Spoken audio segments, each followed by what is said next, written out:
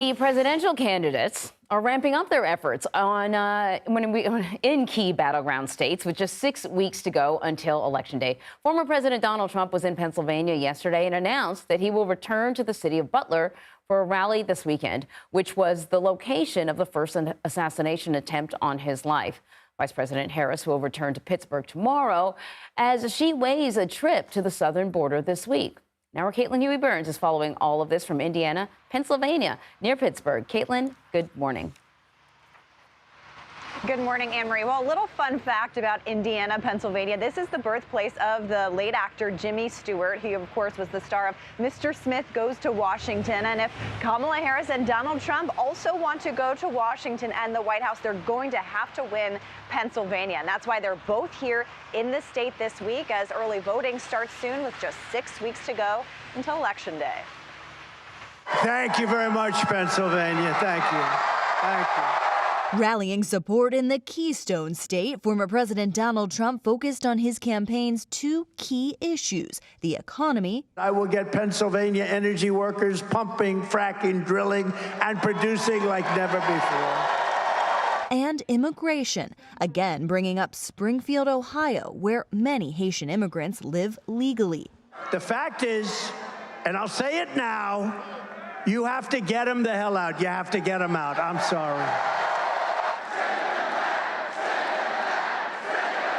This as new CBS News polling shows a vast majority of Trump supporters say immigrants are making American society worse. Vice President Kamala Harris is considering a visit to the southern border later this week when she campaigns in Arizona. Both campaigns are on a battleground state blitz this week, with Harris returning here to Pennsylvania tomorrow and Nevada this weekend. Trump will stop through Georgia, North Carolina, and Michigan. All as CBS News polling shows Harris narrowing the gap with Trump on the economy. Yet the gender gap remains wide, and in an apparent attempt to appeal to women voters, Trump tried to argue abortion is no longer an issue. Women will be happy, healthy, confident, and free.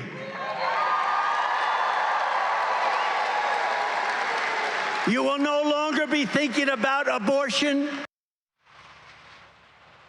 And Trump argues that this issue is now back to the states, but polling and recent elections show that this is an issue that has motivated many voters. Anne-Marie? Yeah, that was really a really interesting appeal to women voters by Donald Trump. He also said that he would be a protector for women. How is the Harris campaign responding to Trump's abortion comments that women will no longer have to think about abortion because it's in the state's hands, which I don't even know why those two sentences work together or what the logic was? Yeah, Marie, as you can imagine, the Harris campaign almost immediately seized on these comments. They have been arguing that Trump is responsible for these abortion restrictions and bans that we've been seeing in states. And Kamala Harris has really brought this issue kind of back into the forefront now that she is the Democratic nominee. And what she's been focusing on, too, is the places where bans or restrictions are in place, the effects and consequences that they are having for women who want to be pregnant, who are pregnant, who want to carry their pregnancies to term and have had to suffer kind of consequences about their own health care. So, you know, what's interesting, Anne-Marie, is that in every state where this has been an issue on the ballot since the fall of Roe, it has passed, even in red states. But we haven't yet seen this on the same ticket as the presidential candidate. So the big question is where this is on the ballot in places like Arizona, Florida, and elsewhere, whether that translates to support for the top of the ticket. We just don't know the answer to that, and that will be a big question heading into this election. And so, you know, you might have abortion and perhaps immigration that is top of mind for certain voters. What cuts across all demographics is the economy. Trump is going to be in Georgia today. He's set to make remarks on the economy. Harris is going to be delivering a speech on the economy tomorrow in Pittsburgh. I'm curious, the key, though, is how voters are feeling in the battleground states. How are they responding to the messaging on the economy that they're getting from the campaigns?